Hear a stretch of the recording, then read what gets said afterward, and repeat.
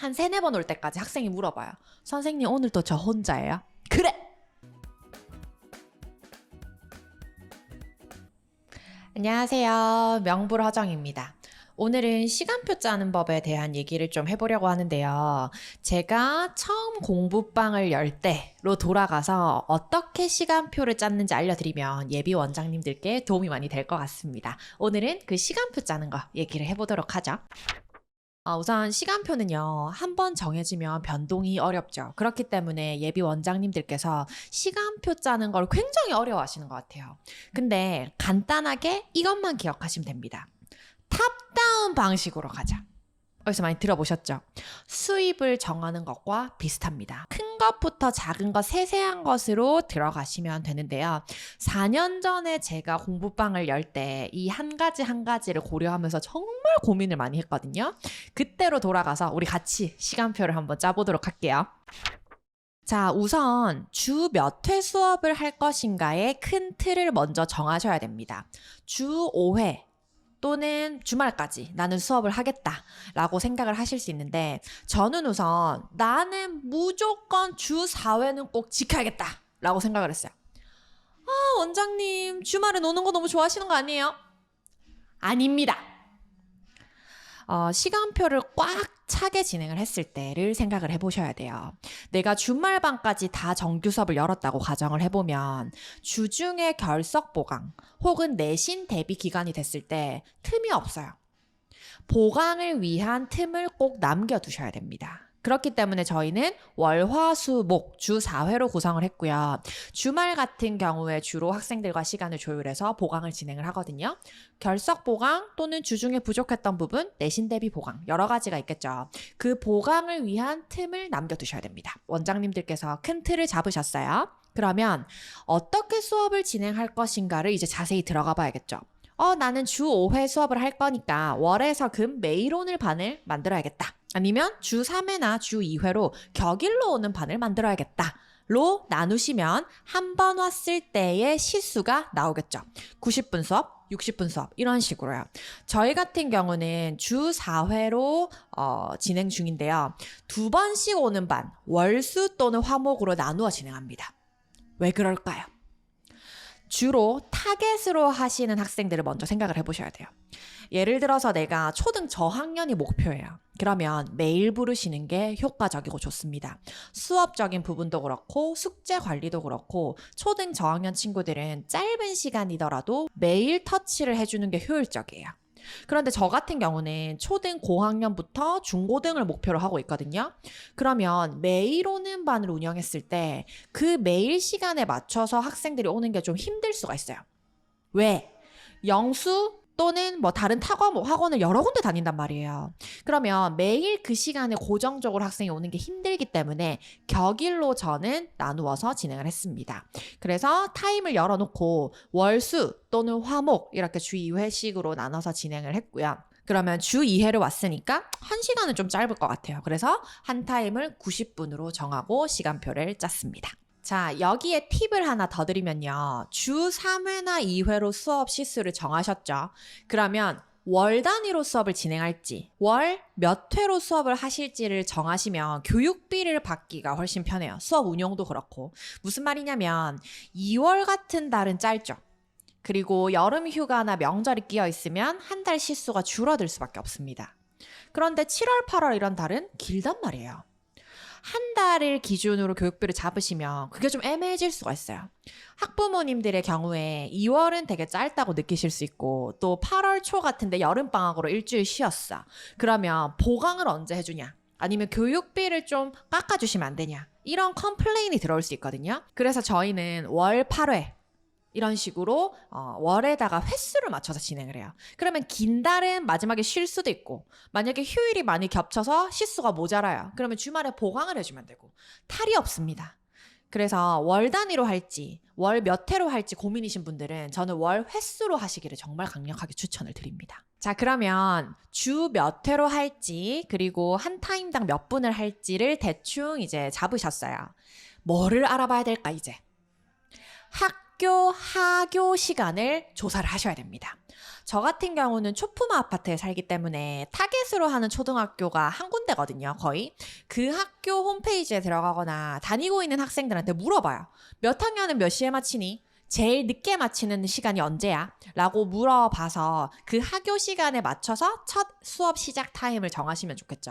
그러면 중등, 고등도 마찬가지예요. 중등 같은 경우는 또 고려를 하셔야 될 게 집 바로 앞에 학교를 가지 않는단 말이에요. 걸어서 2, 30분 또는 뭐 버스로 이동을 하는 친구들도 있기 때문에 마치는 시간에 이동 시간까지 고려를 하셔서 중등 첫 타임을 여는 시간을 잡아두셔야 됩니다. 그래서 근처에 목표를 하고 계시는 학생들 있죠. 그 학생들의 학교 하교 시간을 각자 조사를 하셔서 타임 여는 시간들을 고려를 해보시면 좋을 것 같습니다. 저 같은 경우는요, 보통 3시에 시작을 해서 이제 저녁까지 수업을 진행하게 되는데, 3시부터 한 5시, 6시 정도까지는 주로 초등이 많고, 초등 고학년. 그리고 이제 5시 이후부터는 중등 학생들이 많은데, 그 사이에 우리 원장님들 어떻습니까? 배고플 수 있단 말이에요. 나는 배고픔에 예민해진다 하시는 원장님은 꼭 중간에 30분 정도라도 간식이나 밥 타임을 넣으세요. 저도 처음에는 꼭 넣었었는데요. 이제 그걸 넣다 보니까 마치는 시간이 늦어져서 육아가 좀 힘들더라고요. 그래서 저 같은 경우는 지금은 이제 다 붙여가지고 쉬는 시간 없이 진행하고 있는데, 중간에 너무 달아서 수업하는 게 좀 힘들다, 아니면 중간에 배가 고파서 화가 난다 하시는 원장님들께서는 20분이라도 좋으니까 간식 타임 한번 넣으시고 또 웃으면서 수업하시면 좋을 것 같네요. 자, 그럼 이제 대략적인 시간표를 다 짰습니다. 학생들만 오면 됩니다. 이때 우리 초보 원장님들께서 고민되는 사항, 저 또한 고민했던 사항, 바로 여기에 부딪히게 됩니다. 자, 저는 정원 5명을 기준으로 해서 한 반을 열었어요. 그러면 가격도 당연히 그 총 금액에서 5분의 1로 나눴겠죠. 근데 학생이 한 명만 왔어요. 어떻게 해야 될까요? 5명이 다 찰 때까지 기다릴까요? 아닙니다. 한 명부터 시작을 하셔야 돼요. 그러면 한 명이면은 예를 들어 한 반이 100만 원이야. 20만 원밖에 안 되는데 제가 1시간 반이나 맨날 1대1로 수업을 해야 돼요? 네. 그렇게 한 명, 2명 채워 가셔야 정원이 다 차는데, 보통 원장님들께서 생각하실 때 아직 반이 개설이 안 됐어요, 어머니. 2, 3명 정도 참여 연락드릴게요. 그 학생 딴 데 가고 없어요. 평생 2, 3명 못 모읍니다. 원장님들 더 좋은 기회예요. 한 명의 학생한테 원장님들이 준비하신 수업을 한번 해보세요. 그러면 수업을 진행하다 보면 이 부분은 학생들이 좀 어려워하는 것 같다, 이 방법은 조금 좋네, 안 좋네, 이게 각이 나온단 말이에요. 그 학생하고 최대한 많이 해보시는 거예요. 물론 1대1로 90분을 한다, 쉽지가 않습니다. 저도 그랬어요. 저도 고등 친구가 처음에 한 명으로 시작을 했었거든요. 한 3, 4번 올 때까지 학생이 물어봐요. 선생님, 오늘도 저 혼자예요? 그래! 우리 1대1로 아주 밀착 관리하자! 이렇게 된단 말이에요. 그러다가 한 명, 2명 오면은 이제 같이 분위기도 조성이 되고 경쟁 관계도 되고 서로 상부상조하면서 공부를 하는 거죠. 근데 한 명이라서 계속 열기를 망설인다? 안 됩니다. 처음에 첫 2달 동안 정원이 안 모이더라도 그 반을 열었다는 거에 의의를 두시고요. 학부모님들께서 상담 전화가 왔을 때 저는 총 7개의 반을 운영 중입니다, 이렇게 말씀하시는 게 중요해요. 정원이 다 차고 안 차고는 중요하지 않습니다. 고등부까지 진행을 하시는구나, 그럼 우리 아이 저기 보낼 수 있겠다, 이 부분이 가능하단 말이에요. 그래서 정원이 다 찰 때까지 기다리지 마시고 한 명이라도 열어서 쭉 운영을 하시고요. 그렇게 진행을 하시다 보면 뭐 2, 3명 이렇게 모이겠죠. 그러면 이제 그 안에서 학생들의 레벨이라던가 또는 분위기에 따라서 또 원장님들께서 열어놓으신 반에 적절하게 배치가 가능합니다. 그러면 그 학생들과 비슷한 결의 학생들이 또 모일 거예요. 그럼 이제 원장님의 수업은 당연히 마감이 되고 성공한 공부방이 되겠죠. 2명만. 그럴 수 있습니다. 이게 또 타임이 그 경상도 말로 아다리라 그러지요. 아다리가 안 맞으면은 2명만 할 수가 있습니다. 근데 어떤 번은 계속 대기가 와요, 막. 그래서 저 같은 경우는 어떻게 했냐면, 초등인데, 그러니까 저는 초반에 초등이 되게 많았잖아요, 원서 수업이니까. 그럼 중등은 어떤 반이 2명이야. 그러면 초등 고학년 또는 초등인데 중등 진도를 나갈 수 있는 학생을 조금 옮겨서 같이 진행해요, 중학생이랑. 그럼 초등 고학년 학생도 좋아하고요. 중학생들이 그렇게 열심히 공부를 해요. 초등이라 하니까 기분 나쁘거든. 근데 쟤 나보다 잘해. 훨씬 분위기가 좋아져요. 그래서 저 같은 경우는 개별 맞춤이니까 사실 이게 가능한데 혹시나 판서식으로 수업을 진행하시는데 저는 정원이 한두 명밖에 없어서 열기가 싫어요. 여셔야지 어떡해요.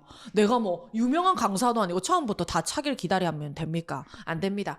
한 명, 두 명 잘 가르쳐 주잖아요. 그 아이들이 마중물이 돼서 결국에는 친구도 데리고 오고 동생도 다니고 언니, 오빠도 다니고 그렇게 퍼지는 거예요. 그래서 원장님들께서 제가 말씀드렸잖아요. 그러니까 무리해서 오픈하지 말라고. 월세, 인테리어 이런 거 무리해서 하지 마시고 내 적정선에서 하게 되면 학생이 한 명이든 두 명이든 여유를 갖고 수업을 진행하게 돼요. 그러면 그 여유로움 속에서 원장님들이 준비하신 수업의 색깔이 잘 드러나게 되고 결국에는 어떻게 된다? 시간표가 다 마감이 된다.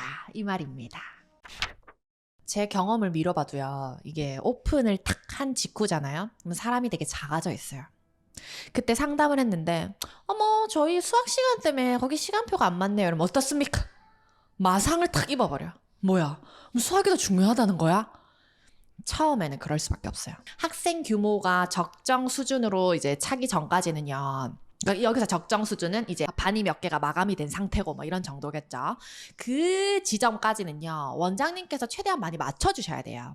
그래서 혹시나 지금 초등인데 중등 반만 있다. 그런데 제가 수업 진행하다 보면은 조금 바뀔 수 있을 것 같습니다. 해서 한두 달 먼저 받아요.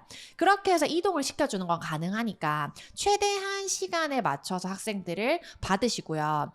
어느 그 적정선이 넘어가서 대기 학생이 계속 걸리잖아요. 그러면 저 같은 경우는 이제요. 문의가 오실 때 대기 순서대로 연락을 드리니까 뭐 화목에 5시 반이 빕니다 어머니. 예 알겠습니다 하고 옵니다. 뭐 영어가 어떠니 수학이 어떠니 얘기를 안 해요. 다 끊어버려요 그냥. 다른 학원 다 끊어버리고 먼저 온다니까요. 그렇기 때문에 저는 처음부터 뭐 이랬겠습니까?